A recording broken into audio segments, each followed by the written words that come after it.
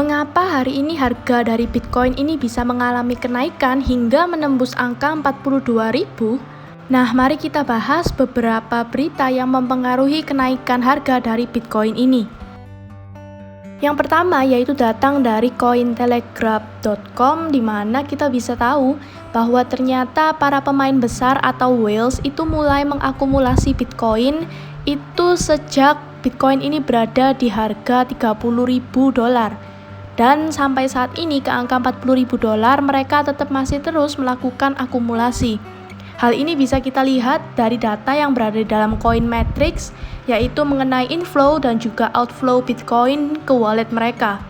Dan kita juga bisa melihat di dalam alarm atau whale alerts, kita bisa tahu bahwa banyak sekali itu mereka melakukan perpindahan baik dari exchange menuju wallet mereka atau antara wallet ke wallet, yang menandakan bahwa mereka ini juga sangat menantikan karena mereka juga percaya bahwa untuk bullish jangka panjang itu semakin di depan mata.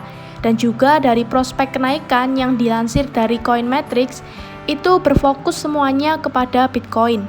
Dan di dalam data tersebut ternyata kita melihat bahwa dalam beberapa minggu terakhir itu banyak sekali yang menunjukkan bahwa sebagian besar kotak alamat atau alamat address itu mereka mengumpulkan Bitcoin ke alamat mereka.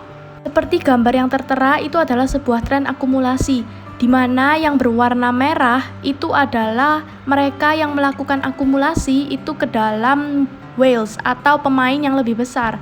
Sedangkan yang berwarna biru itu mereka mengakumulasi terhadap pemain yang lebih kecil atau biasanya itu disebut sebagai fish. Dan kita bisa lihat bahwa di titik saat ini itu Bitcoin heatmap-nya itu berubah warnanya menjadi warna merah, yang artinya pada saat ini itu para pemain besar whales itu yang melakukan akumulasi.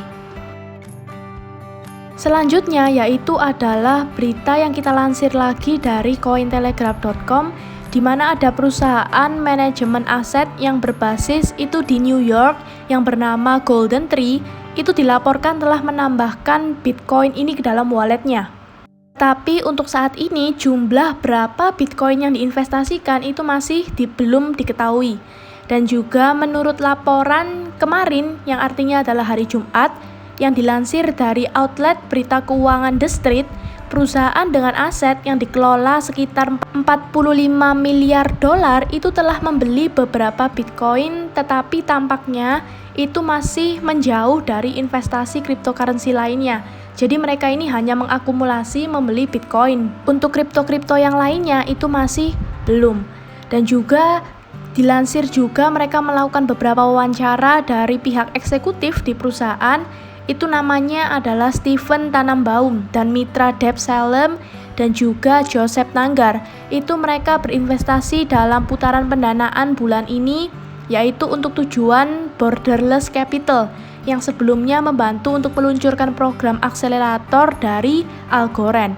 Dan juga mereka ini berpartisipasi dalam putaran pendanaan untuk perusahaan sekuritas aset digital yang didukung oleh Coinbase. Dan hal ini ternyata memberikan dampak kepada perusahaan manajemen aset lainnya. Mereka akhirnya ikut-ikutan untuk telah mulai menyelidiki ruang kripto, baik melalui investasi langsung atau dengan menawarkan kendaraan investasi untuk Bitcoin dan token-token lainnya.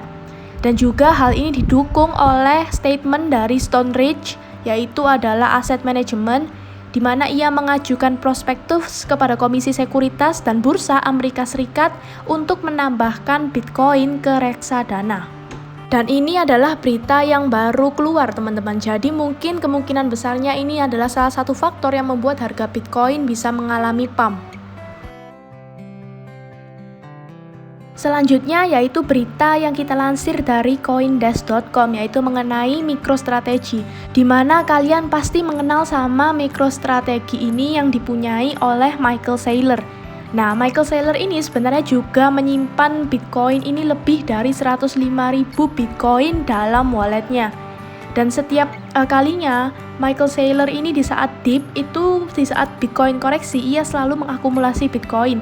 Kita bisa melihatnya melalui berbagai macam tweetnya di Twitternya.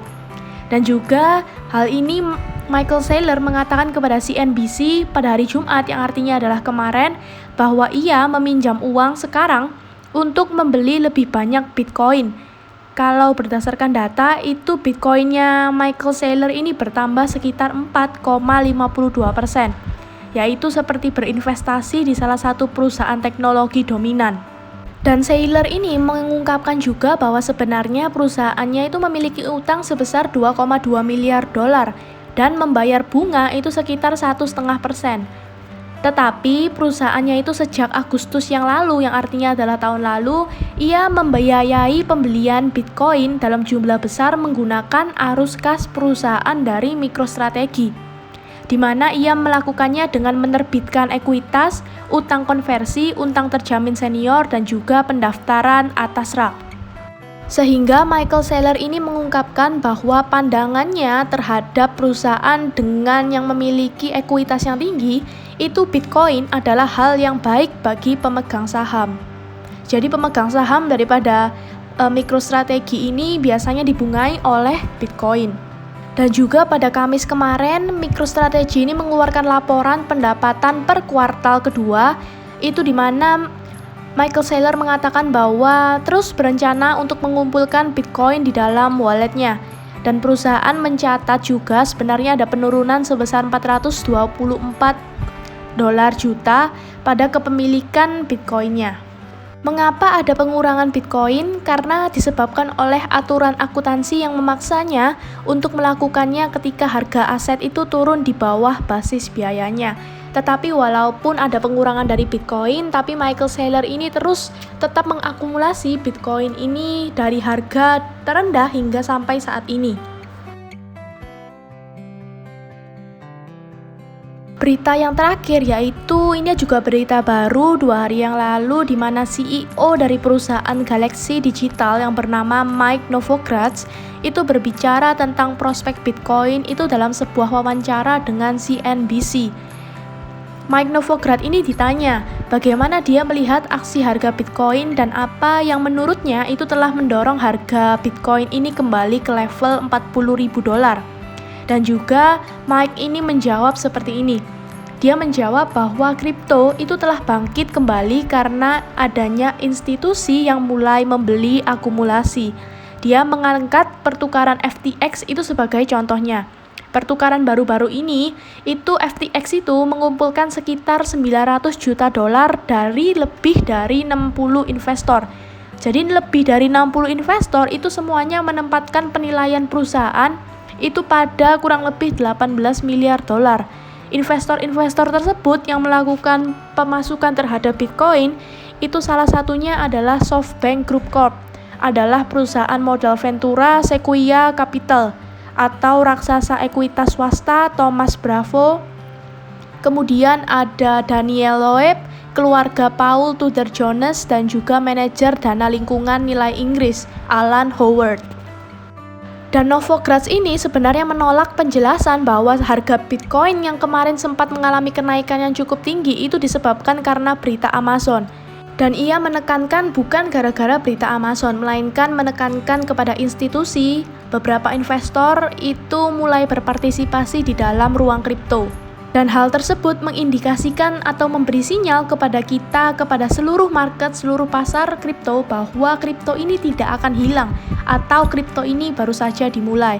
Dan ini adalah sebagian merupakan rally short, covering besar, dan juga sebagian pengakuan bahwa ini adalah pasar nyata yang tidak akan kemana-mana. Artinya, Bitcoin ini sudah diakui oleh para investor, institusi besar, dan juga ini adalah merupakan awal dari sebuah kejayaan cryptocurrency. Walaupun Bitcoin ini sebelumnya pernah dikecam oleh Elizabeth Warren, Novogratz ini mengutarakan pendapatnya bahwa hal yang dikatakan oleh Warren itu sangat mengecewakan dan juga sangat tidak masuk akal, karena apalagi dia tidak melakukan pekerjaan apapun. Ini adalah sebuah dunia teknologi yang progresif. Harusnya Warren itu menjadi seorang yang progresif. Nah, jadi sebenarnya juga ada beberapa perbedaan pendapat antara Warren dan juga pemain-pemain besar seperti orang-orang yang sudah kita jelaskan seperti ini. Nah, jadi seperti itu berita-berita yang mempengaruhi harga Bitcoin sampai bisa menyentuh ke level 40.000 lebih. Apakah bulan Agustus besok terkonfirmasi bullish? Kita harus tetap memperhatikan dan juga tetap waspada apabila ada food atau news yang mengarah kepada negatif. Dan juga kita tetap melihat secara teknikal, secara fundamental, apakah Bitcoin ini bisa bertahan di atas angka 42.000-nya sebelum dia bisa melanjutkan kenaikannya lagi.